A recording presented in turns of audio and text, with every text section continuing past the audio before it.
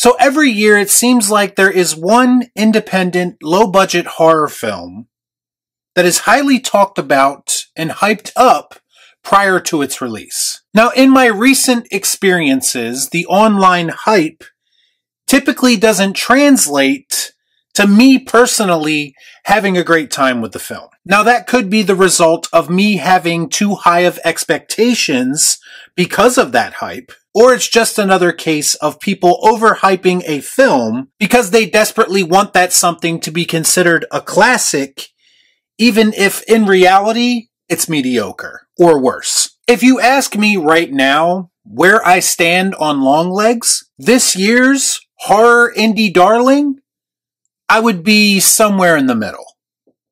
Let's discuss. I watch so you don't have to.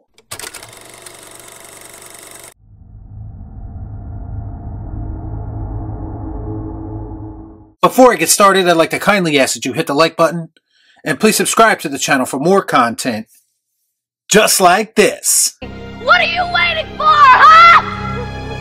What are you waiting for? Longlegs follows FBI agent Lee Harker, who is assigned to an unsolved serial killer case that takes an unexpected turn. Revealing evidence of the occult, Harker discovers a personal connection to the killer and must stop him before he strikes again. So Longlegs is already being called by some the modern generation's Silence of the Lambs. A comparison that I think will end up doing more harm than good in some people's eyes. Not just because Silence of the Lambs is a goddamn classic, and thus nothing can compare to it, but also outside of a young female FBI agent pursuing a serial killer, that's pretty much where the comparisons stop. Stop it!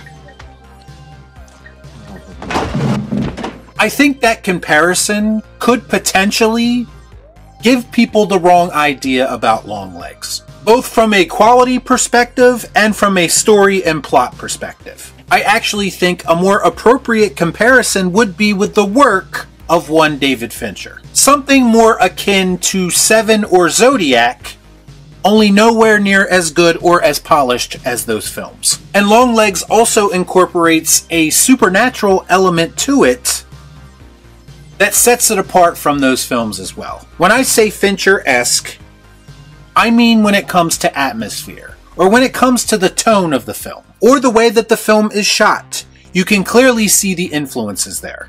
Whoa, whoa.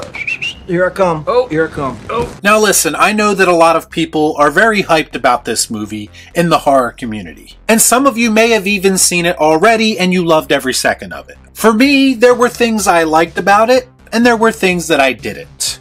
I know, it's not very definitive, but that's how things go sometimes. In addition to the tone and atmosphere that I already mentioned, I have to admit that the first 10 minutes or so of this film have a lot going for it. If for nothing else, it's because if you were like me, you went into this film knowing very little about it. So when you witness the somewhat unsettling opening, it does start to build that tension in you as a viewer. It's more of a fear of the unknown because, put quite simply, you have no idea what to expect. And that tension does last for a while as the film sets the stage with grisly murder details and serial killer letters that make the killer of this film feel like a cross between the Zodiac and a Batman villain. Now you want to get nuts? Come on!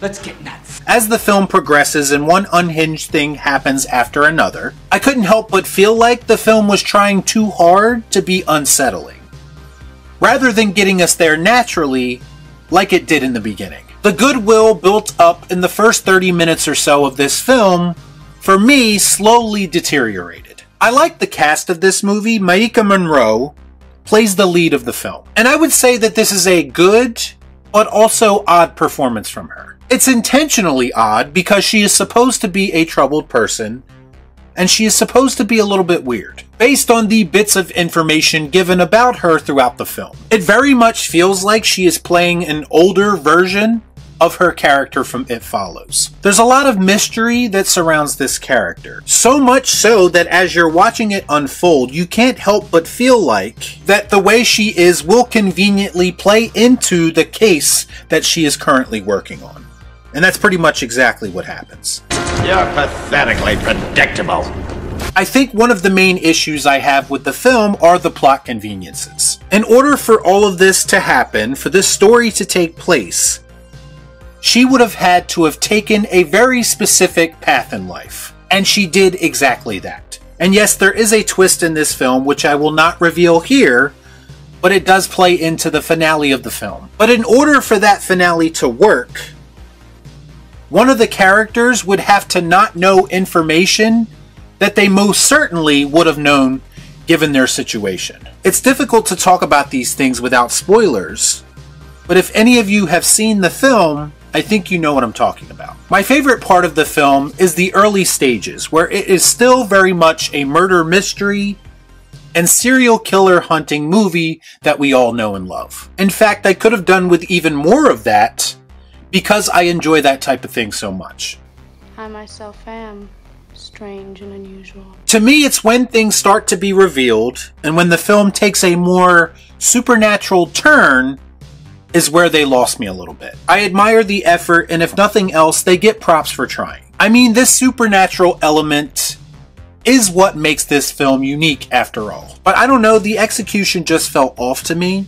And once again, it felt like they were trying very hard to wrap everything up and try to make it all make sense. It literally comes down to a voiceover flashback exposition dump that will work for some people and not for others. So now I come to my biggest issue with this film, and it just so happens to be something that most people are praising.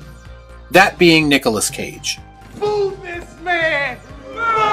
Now I know that Nick Cage has this "he's so bad he's good" aura to him right now, and it has made people overlook a lot of his acting missteps, and I understand that. And I'm not even going to say that his performance in this film was bad, because it wasn't. In fact, in the makeup, as Longlegs, he is nearly unrecognizable. The problem comes when he starts talking, when he starts emoting. That's when the person, Nicolas Cage, starts to peek through, and I have to be honest, it kind of took me out of the film. The only comparison I could think of is Colin Farrell in The Batman. He's under all these prosthetics and makeup, and even though we know that it's Colin Farrell, he still manages to disappear into the role because of his performance. But when it comes to Longlegs, I feel like he was initially unrecognizable, but as the film progresses, Nicolas Cage slowly starts to reveal himself, and I don't think that did the character any favors. The film doesn't show him much to its credit, but by the end of it, I felt like I wanted to see him even less. That makes sense.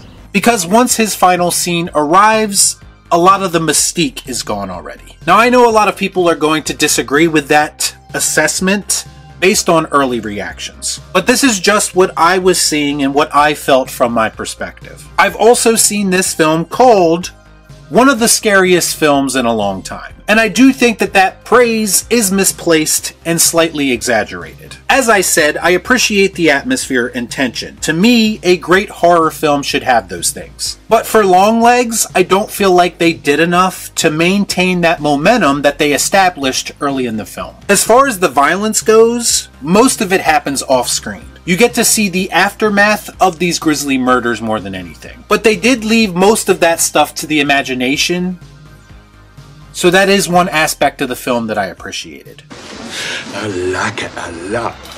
Bottom line, Longlegs is a dark and somewhat unsettling movie that I would say you could definitely consider to be a slow burn when it comes to its pacing. It's got a decent cast and great atmosphere and tension that is established by its murder mystery elements. Interestingly enough, I think the film starts to falter when they start to go a little bit more unconventional. To me, the execution of the more over-the-top ideas contained within this film left something to be desired. This is a weird movie that I'm sure some people will enjoy more than I did. But I have to be honest, once the end credits rolled, I did feel a bit underwhelmed and a bit unsatisfied. It's definitely a well-made movie in some regards, but it also had more than a few issues that to me took me out of the film.